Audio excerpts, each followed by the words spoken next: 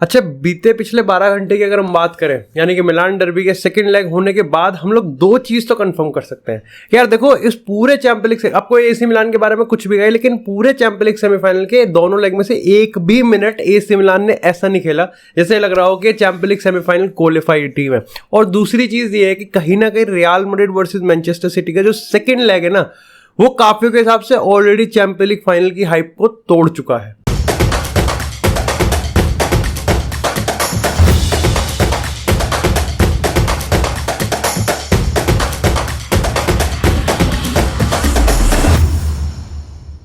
Hey guys, welcome back to another episode of football daily. और आज के episode में हम लोग सबसे पहले देखो दो चीजों पे बात करने वाले हैं। सबसे पहले हम बात करेंगे यहाँ पर मिलान डर्बी, जहाँ पर इंटरनेशनल वर्सेस स्कूल बॉयज, और इसके बाद हम लोग बात करेंगे ऑफ कोर्स तुम सुनने आए हो ना कि रियल मैड्रिड गांड फटेगी। सुनने भाई, तुम सुनने आए हो, तुम क्या मैं खुद बोलने आया हूँ।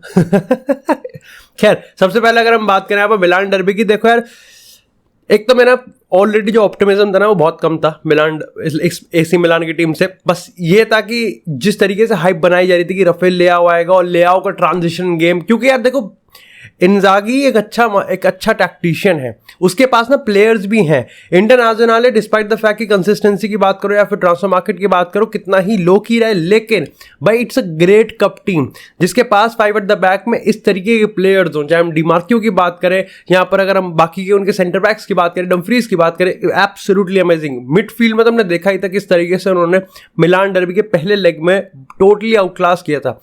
इस लेग की मैं बात करूं तो दो तीन चीज जो मैंने पढ़ी हैं। सबसे पहली बात तो मेरे को ये समझ में नहीं आता पूरे टाइम में, आई थिंक 10-11 मिनट के आसपास ब्राहिम दियाज ने जो मिस किया था वो बहुत घटिया था। क्योंकि देखो यार, इंटरनेशनल एक भी मोमेंट पे एग्रेसिव ज्यादा नहीं थी। और क्यों हो, सही बताऊं तो एक्चुअली में क्यों हो भाई, जब तुम्हारे पास 2-0 की लीड है और तुमको सिर्फ क्या करना है, तुमको सिर्फ कॉम्पैक्ट रहना है। अब राफेल लेआओ से भिड़ने का ये काम था कि इंजागी ने ये कह रखा था कि राफेल लेआओ पे हमेशा 2 ही बंदे लगे रहेंगे। इस चीज के लिए बाकी की एसी मिलान की टीम को थोड़ा स्टेप अप होना पड़ेगा, जो कि वो नहीं हुए।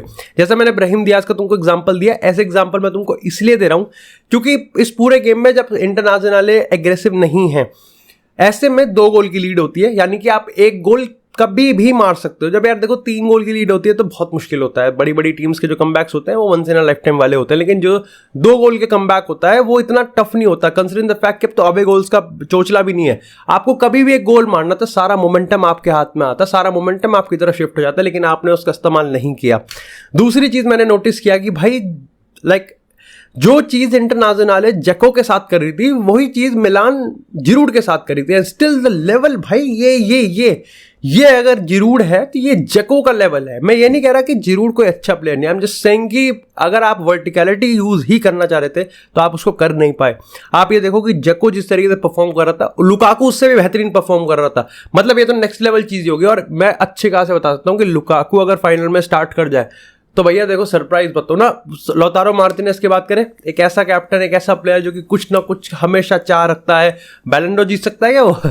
क्या इतना हैपनिंग, मतलब 2-0 की लीड किसके पास है? इंटर के पास है। तिलमिला कौन? इंटर। करने की चुल किसमें? इंटर। कर कौन सकता है? इंटर। किसमें बिलीव जाता था? इंटर। तो कम बैक है, लौड़ा कम बैक है। अच्छा, राफेल लेआओ के रिगार्डिंग में मेरे को 1-2 चीज ऐसे लगी कि जिस तरीके से सीजन के शुरुआत में हाइप बन रही थी कि राफेल लेआओ इनटू थियो हर्नांडेज, बेकार है। मैं बताऊं तो तुमको, थियो हर्नांडेज मैंने ज्यादा गेम्स नहीं देखे, लेकिन मेरे को आज तक उसका मास्टर क्लास कभी दिखा नहीं है। कायदे से बात बताऊं, आज तक नहीं दिखा मेरे को उसका मास्टर क्लास। पिछले कुछ रीसेंट टाइम्स की बात करूं, अब ऑफकोर्स मैं सीरिया हर हफ्ते नहीं देखता, लेकिन बड़े मैचेस में तो आपको टर्न अप करना पड़ता है। और ऐसे में थियो हर्नांडेज के पास क्वालिटी है। जैसे काफी लोग कह भी रहते कि भाई स्पेस की जरूरत होती है, लेकिन वो स्पेस मिला ही नहीं, इसलिए मिलान यहाँ पर ठुक गई। ओवरऑल अगर मैं बात करूं तो यस, एसी मिलान को लेकर सबको सॉफ्ट कॉर्नर था, लेकिन इंटरनेशनल ने इस तरीके से खेला है जहां पर आप कह सकते हो कि it was absolutely deserving victory. और भाई फाइनल में 6 बार वो फाइनल में आ चुके हैं, 3 बार वो जीत चुके हैं। Last I think if I am not wrong 2010 में आए थे जब जोसे मोरिनो की फेमस इंटरनेट ट्रेबल जीता था। अब 13 साल बाद एक बार फिर से वो यहाँ पर फाइनल में है। इस्तांबुल की टिकट उनकी कट चुकी है। लेकिन इसी के साथ यार बात करते हैं प्रमोशन की। तुम्हें क्या लगा इतनी जल्दी रियल मैड्रिड पे पहुंच जाऊंगा मैं?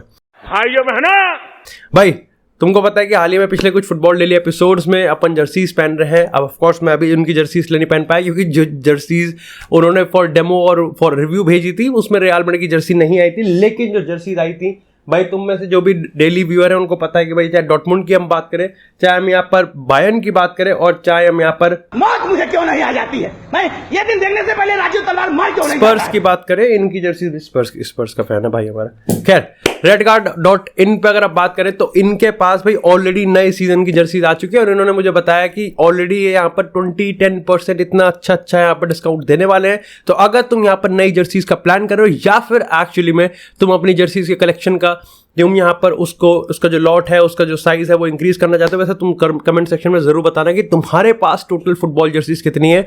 अगर मैं तुमको अपना नंबर बताऊं तो मेरा नंबर इस समय 71-72 के आसपास चल रहा है। इसी के साथ अगर तुम इतनी जर्सीज, मतलब अगर तुम नई सीजन की जर्सीज खरीदना चाह रहे हो तो ये परफेक्ट अपॉर्चुनिटी है सबसे पहले हाथ मारने का। जैसे तुम अपने स्कूल के दोस्तों के टिफिन में हाथ मारते हो जब वो मैगी लेके आता है। सबसे अच्छी चीज बात मेरे को लगता है कि अफोर्डेबल है, अकाउंटेबिलिटी काफी अच्छी है, अफोर्डेबल है, एंड डेफिनेटली यहाँ पर विंटेज जर्सीज भी है, अभी की जर्सीज भी है, 1-2 सीजन पहले की जर्सीज भी है, और नई जर्सीज भी आ रही हैं। क्वालिटी एब्सोल्युटली अमेजिंग है। जैसे मैंने बताया कि पिछले फुटबॉल डेली के एपिसोड्स में मैं एक्सपेरिमेंट कर ही रहा हूँ कि किसी ना किसी की जर्सीज पहनूं। एक आर्सेनल की जर्सी भी इन्होंने भेजी है, अच्छी लग रही है, स्मूथ है, सिल्की है, काफी सही है। तो एक बार तुम ट्राई जरूर कर सकते हो मेरे कहने से, और अगर तुम प्लान कर रहे हो तो कर सकते हो गया प्रमोशन। बड़ा हरामी हो बेटा।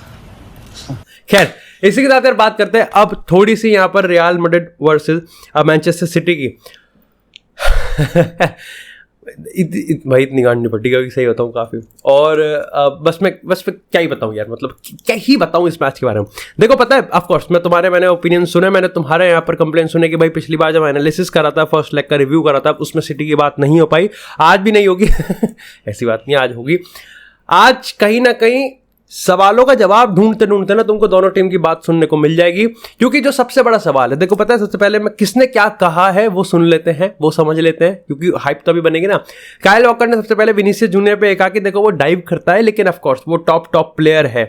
सीधी सी बात, यहाँ पर काइल वॉकर ने ये भी कहा कि मैंने हाथ इसलिए मिलाया था, मजाक में कहा था उसने विनीसियस से, कि भाई उसने मेरे को रेनबो फ्लिक किया था और अगली बार वो रेनबो फ्लिक ना करे, मेरे को मीम मटेरियल नहीं बनना।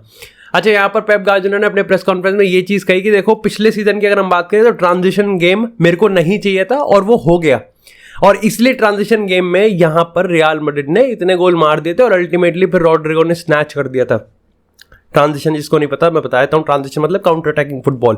तुम्हें पता है कि यहाँ पर मैनचेस्टर सिटी का काउंटर अटैकिंग फुटबॉल शेर है, तो real Madrid counter attacking football सवा शेर है। लेकिन पेप गार्डियोला ने इस बार ये कहा है कि ट्रांजिशन फुटबॉल इस बार मैं तैयार हूं खेलने के लिए, जो कि झूठ है, ब्लफ कर रहा है लौंडा हमारा, ब्लफ है बिल्कुल, क्योंकि ट्रांजिशन गेम की मैं बात करूं तो रियल मैड्रिड पिछले बार अगर 1 थी तो इस बार वो 2 है। यस, मैनचेस्टर सिटी काफी उसमें इंप्रूव्ड हुई है, लेकिन सही बताऊं तो जितने भी लोगों का मैं पढ़ रहा हूं, आर्टिकल्स की मैं बात करूं, जितने भी लोग कोट कर रहे हैं, जितने भी एनालिस्ट की हम बात करें, सबके सब एक चीज कह रहे हैं कि ट्रांजिशन गेम सबसे कम इस समय वांटेड होगा पेप गार्डियोला की, वो ट्रांजिशन गेम की तरफ जाएगा ही नहीं, क्योंकि अगर ट्रांजिशन गेम हुआ तो रियल मैड्रिड एतिहाद पे भी जीत के निकल जाएगी। अच्छा, इस चीज से जब यहाँ पर अगर हम कॉरेस्पॉन्डेंट यानी जर्नलिस्ट की बात करें, जब उन्होंने कार्लो से बात करी तो कार्लो ने यहाँ पर यह बताया कि भाई देखो ऐसी बात है कि ट्रांजिशन गेम हमारा अच्छा होगा, लेकिन मेरे को ट्रांजिशन, अच्छा कार्लो को ट्रांजिशन गेम चाहिए नहीं और पेप को चाहिए, और दोनों ही ब्लफ कर रहे हैं। कार्लो भी ये मानता है कि ट्रांजिशन गेम देना पड़ेगा। अब ऑफ कोर्स ये ट्रांजिशन गेम कार्लो के पर्सपेक्टिव से तुमको थोड़ा ट्रिकी हो सकता है, और पूरा का पूरा हमारा प्रीव्यू ना इन 2 बेसिस पे होगा, ये ट्रांजिशन और कंट्रोल। अब देखो यहाँ पर तुमको समझना पड़ेगा कि रियल मैड्रिड की जो स्टार्टिंग 11 होगी और रियल मैड्रिड का जो पॉलिसी या फिर मैं कहूंगा जिस तरीके का अप्रोच होगा वो ये डिटरमाइन करेगा, और वो इसको मद्देनजर रखते हुए रखेगा कि मैनचेस्टर सिटी किस तरीके से खेल सकती है। अब देखो अगर यहाँ पर 2 लाइनअप की बात करें, वैसे तो 3-4 पॉसिबिलिटीज हैं, लेकिन मेरे दिमाग में जो 1-2 पॉसिबिलिटीज आ रही हैं, जैसे अगर हम यहाँ पर स्पेनिश मीडिया की बात करें या फिर अगर डिफेंसिव कोर फॉर्मेशन की बात करें, तो ऐसा हो सकता है कि वो यहाँ पर कामाविंगा को लेफ्ट बैक से निकाल के मिडफील्ड में डाल दे और रॉड्रिगो को बेंच में डाल दे और वहां पर वाल्वर्दे को डाल दे, जस्ट टू मेक श्योर कि यहाँ पर आलाबा, मिलिटाओ और रूडिगर तीनों खेल सकें। अब इसके यहाँ पर प्रोज है, देखो कार्लो को ये पता है कि यार देखो कामाविंगा बहुत बढ़िया खेल रहा है, कामाविंगा को तो अपनी स्टार्टिंग 11 में जगह बनानी पड़ेगी, लेकिन उसको ये भी पता है कि बर्नार्डो सिल्वा जहां पर फेल हुआ, लेकिन अगर उसने रियाद मारेज डाल दिया तो मारेज अपनी ड्रिबलिंग से कामाविंगा का एक्सपोज जो स्पेस होगा उसको पूरी तरीके से खोल देगा। और ये कंफर्म है कि मैनचेस्टर सिटी ने एक बार लीड ले ली तो रियल मैड्रिड नहीं ओवरटर्न कर सकती, ऐसा मानना है, और इस तरीके से मैनचेस्टर सिटी इस सीजन बिल्ट भी हुई है। तो कार्लो का इस फॉर्मेशन के साथ ये है कि देखो एक काम करते हैं, बैक फाइव पे चले जाएंगे, क्योंकि वाल्वर्दे रॉड्रिगो जिस तरीके से डिफेंस नहीं कर पाएगा वाल्वर्दे डिफेंस कर सकता है और हमको काम मिल जाएगा। ऐसे में मैनचेस्टर सिटी जो कि ऑलरेडी यहां पर रियद माह्रेज को लेके आ सकती है, जैक ग्रिलिश विद होल्ड कर सकते हैं, और जो यहां पर केविन डी ब्रुयने और अर्लिंग हालैंड खेलेंगे वहां पर रियल मैड्रिड कोप अप कर सकती है। अब इसके कॉन्स है, देखो कौन सबसे पहले ये है कि पहली चीज तो आपको समझना पड़ेगा कि रॉड्रिगो बेंच पर है। अच्छा, इसका एक एडवांटेज ये भी हो सकता है कि कार्लो के आप बहुत इंटरव्यूज को उठा लो तो उसने चीज कहा है कि मेरे जो सब्स्टिट्यूट्स होते हैं ना उसकी उतनी इंपॉर्टेंस है, अहमियत है जितनी स्टार्टिंग 11 की है। ऐसे में यहाँ पर वो मानता है कि रॉड्रिगो और चुआमेनी की बात करें तो ये उतने ही इंपॉर्टेंस रखते हैं जितने स्टार्टिंग 11 के बंदे हैं, क्योंकि इनका मेन काम होगा कि ये बेंच से आए और पूरा का पूरा गेम अपनी 100% फ्रेशनेस और शार्पनेस से पलट दें। अब इसमें कौन सी है कि आपके पहले लेग में अगर आपने देखा होगा कि रॉड्रिगो वाज द सोल तो नहीं लेकिन definitely one of the best player, और आप वो थ्रेट ही हटा रहे हो। मतलब आप गेम की चाबी सिटी के हाथ में दे रहे हो, कहते भैया ये चाबी मेरी गांड में डाल दे, क्योंकि असल में अब सिटी को डरने की जरूरत नहीं ना। अब सिटी को सिर्फ चैनल करना है किसको, विनीसियस को। पहले क्या था कि विनीसियस को भी संभालना है, चलो रॉड्रिगो भी संभालना है, और विनीसियस और रॉड्रिगो को आप एक टाइम पे संभाल सकते ही नहीं जब आपके पास फर्स्ट टाइम पे करीम बेंजेमा है, आपने वही छीन लिया। दूसरी चीज, ये चीज आपको माननी पड़ेगी कि अभी तक ये पिछले सीजन ये टेस्टेड फॉर्मूला था, इस सीजन ये टेस्टेड फॉर्मूला नहीं है, क्योंकि आपको ये समझना पड़ेगा कि वाल्वर्दे इस समय बहुत फटीग में है, और वाल्वर्दे की एज अ हाइब्रिड विंगर कोई परफॉर्मेंस इस सीजन आई नहीं है इतनी ताबड़तोड़, आई थी सितंबर अक्टूबर के बाद, world cup post world cup में हमने देखी नहीं है। तो ऐसे में वाल्वर्दे के ऊपर इतना भार डालना काफी बड़ा हो सकता है। खैर, जैसा मैंने तुमको बताया कि मैनचेस्टर सिटी जिस तरीके से अपने आप को फील्ड करेगी, मैनचेस्टर सिटी जिस तरीके से अपने आप को बाउंस बैक करने की कोशिश करेगी, क्योंकि कंफर्म है कि पेप गार्डियोला बिल्कुल भी नहीं चाहता ट्रांजिशन गेम, और इसका मतलब यह है कि उसको चाहिए पूरा कंट्रोल, और पूरा कंट्रोल प्लस यहां पर अगर वो एक्सपोज कर दे, इसका मतलब रियद माह्रेज वर्सेस कामाविंगा वो होता हुआ देखना चाहता है। आलाबा अगर लेफ्ट बैक पे खेलेगा तो उसका बस एक फायदा ये हो जाएगा कि आलाबा के साथ आपको ये समझना मिल जाए कि आलाबा एक लीडर है, एक एक्सपीरियंस प्लेयर है, समझ जाएगा कि हाँ भाई ठीक है, और आपके पास ऑफ कोर्स यहाँ पे 3 सेंटर बैक भी हो जाएंगे। लेकिन क्या यहाँ पर इसको खिलाना जरूरी है, ये लेके आता है हमको दूसरे ऑप्शन पे। अब देखो ये चीज आपको माननी पड़ेगी कि क्या ईडर, अच्छा तुम में से अगर काफी लोग मान रहे हैं कि काम करते हैं पहले लेग वाले खेलते हैं, बस ईडर मिलिटाओ को नहीं लेके आते, रूडिगर को रखते हैं, या फिर ईडर मिलिटाओ को ले आते हैं और रूडिगर को बाहर करते हैं। अब इसमें भी काफी लोग यहाँ पर भाई पॉइंट आउट कर रहे हैं कि यार रूडिगर जिसने इतना बड़ा अच्छा गेम खेला है, मतलब अपने बिगेस्ट गेम में उसने अपनी बिगेस्ट परफॉर्मेंस दे दी, उसको आप बेंच पे बैठा रहे हो तो मोरल कहीं ना कहीं डाउन होगा। और क्या ईडर मिलिटाओ उस चैलेंज के लिए तैयार है? मतलब अर्लिंग हालैंड को तुम कैसे कंटेन करोगे, मेरे को समझ में नहीं आ रहा। द मोमेंट अर्लिंग हालैंड तुम्हारे नजरों से निकल गया, साफ खत्म हो जाओगे तुम। 21 टचेस, 3 शॉट, 0 गोल्स, रूडिगर के अगेंस्ट परफॉर्मेंस थी अर्लिंग हालैंड की। तुमको समझना पड़ेगा कि जो ट्रांजिशन गेम है इसमें सिटी भी बहुत बेटर हुई है, और जिस तरीके से वो अपनी चीजों को शेप अप करेगी, क्योंकि नेथन आके वापस आ चुका है, काइल वॉकर अपनी जगह में मोस्ट प्रॉब्ली मेंटेन भी कर सकता है, लेकिन जिस तरीके से यहाँ पर अगर मकानजी की बात करें, जिस तरीके से हम यहाँ पर रूबन दियास की बात करें, जॉन स्टोन्स की बात करें, रॉड्री की बात करें, ये सारे के सारे, और ऊपर से गुंडोगन का जो IQ है, फिर आप केविन डी ब्रुयने और अर्लिंग हालैंड, मतलब इट्स ऑल मतलब इतना ज्यादा घोच पोच कर देगा ना पेप गार्डियोला, समझ में नहीं आएगा, और सिर्फ एक शॉट की जरूरत है। देखो ये मैंने तुमको पहले ही बताया कि ट्रांजिशन की बात करें तो जहां मैनचेस्टर सिटी मिडल से ट्रांजिशन करना पसंद करती है, क्योंकि अर्लिंग हालैंड वहां पर मौजूद रहता है। Real Madrid is a wing based transition team, तो दोनों के ट्रांजिशन के जो एरियाज है वो बहुत अलग है। अच्छा, इसमें काफी बड़ी चीज ये भी लोग मानते हैं कामाविंगा को लेफ्ट बैक पे खिलाया तो यार दिक्कत हो जाएगी, क्योंकि विनीसियस तो हमेशा हायर ऑफ द पिच रहेगा, उसको रहना पड़ेगा। तो ऐसे में यहाँ पर आप लेफ्ट बैक पे ज्यादा सपोर्ट दे नहीं सकते, और ऐसे में कामाविंगा खुलने के चांसेस भी बहुत ज्यादा है। अच्छा, इसके रिगार्डिंग ये भी है कि पेप गार्डियोला ये मानता है और मैनचेस्टर सिटी ये मानती है कि जो हमने सैंटियागो बर्नाब्यू पे देखा वो 10 on 10 परफॉर्मेंस थी, अगर रियल मैड्रिड की मिडफील्ड की बात करें, लेकिन ये 10 on 10 परफॉर्मेंस एतिहाद पे वो 90 मिनट और नहीं दे सकते। इसका उल्टा ही कार्लो मानता है, कार्लो भी यही मानता है कि अगर मैं डिफेंसिव फॉर्मेशन डालता हूं तो मैं एक चीज तो कर रहा हूं कि हाँ चाबी मैं सिटी के हाथ में दे रहा हूं, लेकिन मैं एक चीज और कर रहा हूं, मैं अपनी मिडफील्ड पे और डिफेंस पे 100% बिलीव कर रहा हूं कि वो मेरे को 90 मिनट निकाल के देंगे, और ना ही वो 90 मिनट निकाल के देंगे, बल्कि एक्चुअली मेरी टीम के पास इतनी मेंटालिटी है और इतना IQ है कि वो मेरे बिना टैक्टिक्स करे एक्चुअली में यहाँ पर खुद ही गोल मार देंगे। देखो तुमको मानना पड़ेगा कि एक इन्वेंटर है पेप गार्डियोला, उसको चाहिए कि वो अपने टैक्टिक्स की किताब में कुछ ऐसा लिख दे जिसने आज तक ना पढ़ा हो।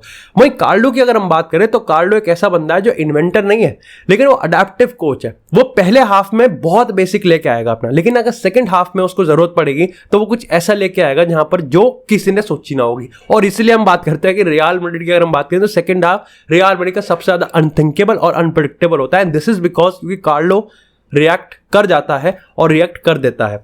अच्छा, इस चीज में यहां पर विनीसियस की अगर हम बात करें, करीम बेंजेमा की बात करें, रॉड्रिगो की बात करें, इन केसेस सबसे पहले तो हमको ये समझना पड़ेगा कि किसको खिलाना। देखो मेरे हिसाब से यहां पर रॉड्रिगो खिलाना बनता है, क्योंकि आई थिंक आप अच्छा ले रहे हो। आप अगर मैनचेस्टर सिटी के सामने आप स्टैंड ले रहे हो कि डिफेंसिव जाएंगे, राउंड लाइक क्लॉक को रन डाउन करेंगे, लेकिन मेरे को यहां पर ये लगता है कि शायद से अगर आप रॉड्रिगो को हटा देते हो तो आप बहुत यूनिडायरेक्शनल हो जाओगे और ऐसे में आप पेप गार्डियोला को एक सरदर्द कम दे दोगे, और कम नहीं देना है। देखो मैं मानता हूं कि यस डिफेंसिवली आप थोड़े से खुल जाओगे, लेकिन आप अगर देखो यार वो ये चीज बात है ना कि आप अगर अपने 10 on 10 परफॉर्मेंस देने लग गए, अगर आपके टैकल्स 10 on 10 आने लगे, आपकी पोजीशनिंग 10 on 10 आ गई, तो आप रॉड्रिगो के साथ भी खेल जाओगे। बल्कि रॉड्रिगो के साथ खेल क्या जाओगे, आप यहां पर रॉड्रिगो के साथ और Camavinga as a left back तब भी खेल जाओगे।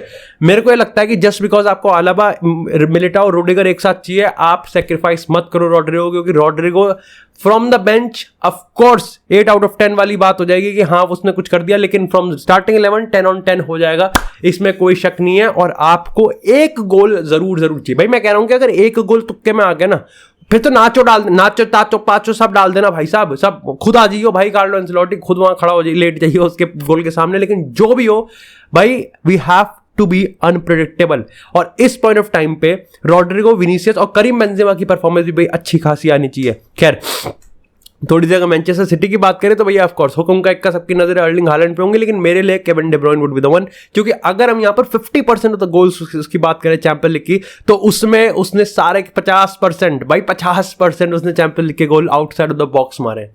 और अगर हम पिछले कुछ एतिहाद की बात करें तो लास्ट वो लियोन से आ रहे थे सितंबर 2018 में, उसके बाद वो नहीं आ रहे हैं एतिहाद पे। आपको ये समझना पड़ेगा कि पिछले कुछ टाइम में ट्रेंड बन गया कि केविन डे ब्रुयन पहले 5-10 मिनट में गोल मार देता है। अगर आप बात करो पिछले सीजन, अगर मैं रियल मैड्रिड की बात करें तो पहले 2 मिनट में ही मार दी थी, लिवरपूल आई थिंक किसी के आगे उसने पहले 5 मिनट में मार दिया था। तो ये एक ट्रेंड बन रहा है कि भाई रियल मैड्रिड को पहले 5-10 मिनट में तो गोल नहीं खाने पड़ेंगे। ओवरऑल अगर मैं बात करूं तो मेरे को लगता है कि जो स्टार्टिंग 11 है वो पूरा का पूरा अप्रोच बता देगी रियल मैड्रिड का भी, और जो रियल मैड्रिड का अप्रोच होगा वो कहीं ना कहीं आपको मैनचेस्टर सिटी का अप्रोच भी ऑटोमेटिकली बता देगी, क्योंकि नोबडी नोस कि पेप गार्डियोला क्या इन्वेंट करने वाला है, लेकिन एवरीबॉडी नोस कि जो कार्लो एंसेलोटी के पास जो 2-3 चीजें अवेलेबल है उसमें से ही वो ढूंढ के निकालेगा, लेकिन उसका ही महत्व सबसे ज्यादा बड़ा है। डू लेट मी नो कि आप इस Champions League semifinal second leg cum final में किस टीम की तरफ है, टीम व्हाइट या फिर team blue. Thank you so much guys watching this episode. अगर आपको एपिसोड पसंद आया एपिसोड को लाइक करें,